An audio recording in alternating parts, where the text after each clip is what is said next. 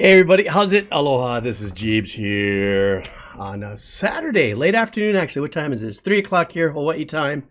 And I was going through my Patreon messages and answering some things and having some fun. And then I actually got, at the last minute, I was just about to sign out and somebody drops in and says, hey man, I don't think you've checked anything out from the band. I'm going to say, if I say this wrong, please forgive me.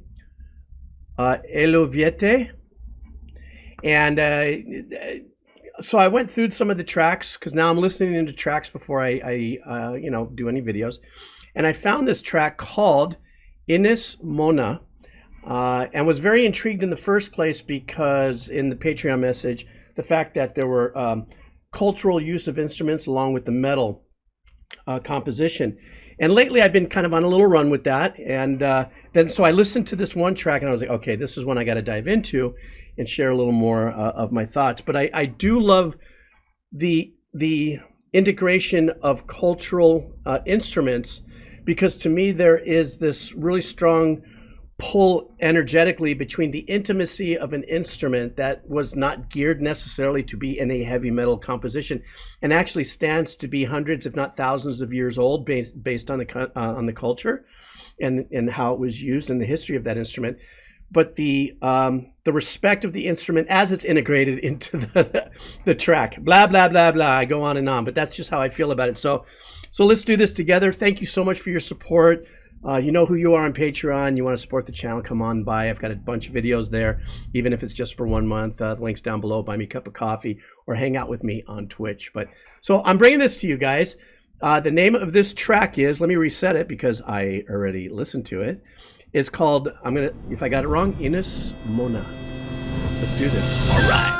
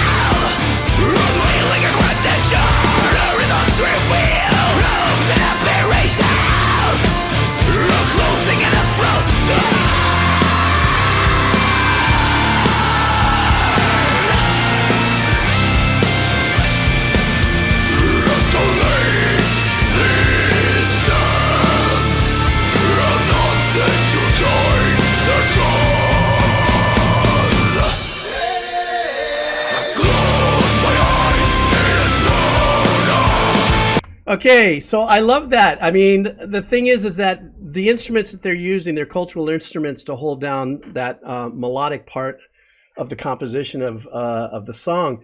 Obviously, could have been done with a lead guitar or anything like that. But there's that. I don't know. It's just that energy that by pulling the history of the culture through in a current way of music as metal. There's just this authenticity weirdness that I get from it. I don't know. Maybe it's just me. I was like, oh man, that's badass. You guys do that. I mean, I know that I think it's John was the name of the singer, I think, in Korn with the bagpipes. And I know there's been different uses of cultural with metal, but I just think that watching a lot of it and the way I see it in the video, there's just some kind of, I don't know, it's just really badass to me. I love the little bit of that melodic vocal thing that what we just heard there. It sounds like, that was a pull from perhaps cultural melody too. The use of that, how I'm going to say yodel because I don't know any other word, but forgive me, that kind of jump into the head voice and what happened there, that interval. But the other thing that still, now I'm looking at it now that I'm here just chilling and enjoying this with you. I'm watching the video too. There's something else to be said about this because I've been playing a lot of video games, and I'm not saying this is video game music, but I'm just saying this Nordic, and I don't know if it's Nordic, forgive me, but this European cultural historical metal sound that integrates this kind of reminds me of some of the stuff that I've been hearing on some of the more later compositions on video games as well. Anyhow, I went on way too long. Let's continue.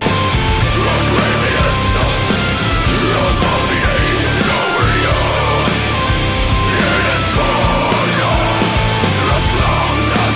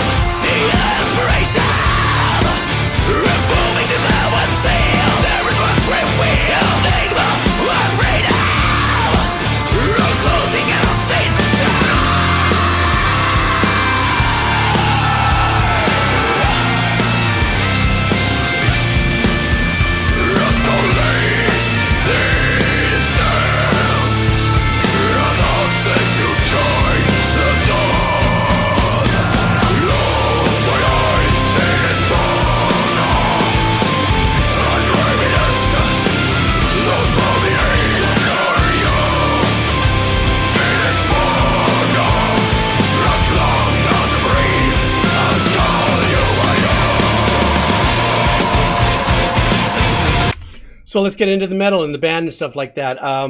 Super cool. I love the power and just the throatiness of the guitars. And even though this is kind of slightly riff oriented, if you think about it, because the cultural instruments are playing a melodic kind of riff, where I think is where the chorus is. But the throatiness of the guitars and the power, it's like there's kind of like a core foot in the roots of some of the power metal, the way the band is playing the music. There's a little bit of a fun rhythmic switch up that happens, I think, in the last 3/4 of the verse that makes it kind of, there's a little bit of an extra kind of, rhythmical kind of tug of war with that. But before I continue on, I need your help. I recognize the instruments that are being used there. I think the thing that the young musician, the young lady's playing, is called a gurdy or something, a hurdy-gurdy or something like that.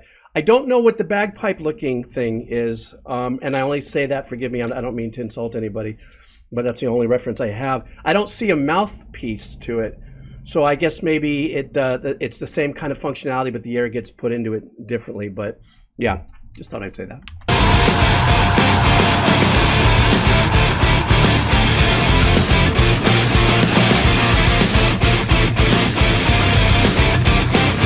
I like this part.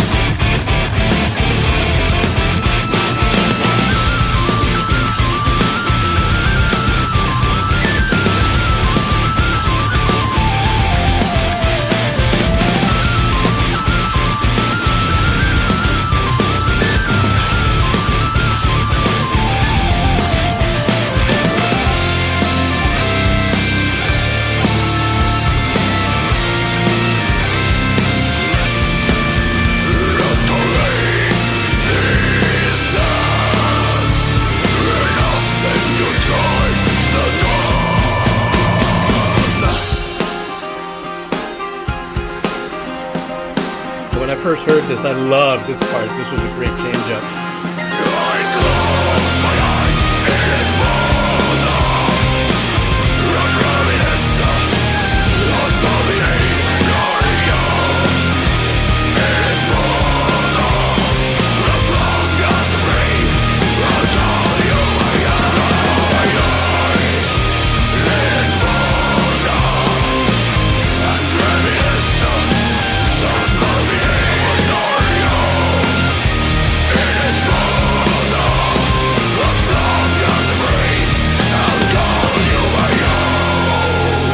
And I also just dig the richness of his voice and the layering in the recording. It's so fat and it's so rich, and it meets the heaviness of the guitar and the tone of the guitars and stuff like that. Just this like really throaty brown sound. Guitar players, I think you know what I'm talking about when I'm talking about that brown, dark, metal throaty sound. I love the whole melodic thing. That's the through point for me that carries it as far as a melody is concerned. Using the cultural instruments from that, it's just fire, man. I just dig that. Now, I don't know the name of the wind instrument where the solo section was. It sounded like it had a 2-octave range, but once again, this. Even that section, I don't know if it was meant to be solo or more melodic, but if that was a solo, it was extremely melodic, and there's no two ways about it. There could have been rip, shred, whatever you want to do, but the integrity was on the melodic, content for that or the integrity of that was really solid. But that little bitty change up that happened right before the end when it went acoustic, there was a part of me that wanted to kind of like, I'd like to rinse on that for about a minute, because it really kind of chicken skins you a little bit on Goosebumps. So we call it chicken skin here in Hawaii. And I kind of was like, oh, this is cool, man. I like to keep this going. And then they went back into their track, which is fine. But it was a great change up. It's like eating a bold meal, and then you get a little dollop of what is it, like ice cream to clear the palate, to receive even some more, a change up. That's what that little section kind of felt like to me. But I dug it. I dug the sound of I don't know if it was a guitar. When I first heard it, even the second listen, I wasn't so into it. Maybe like a mandolin style string instrument. Entenmann. I was eating some Entenmann cookies earlier. Anyhow, maybe that's why it's in my head. Nonetheless, I'm stoked that I took a little time out of my day to do this. I want to thank you. You know who you are on my Patreon.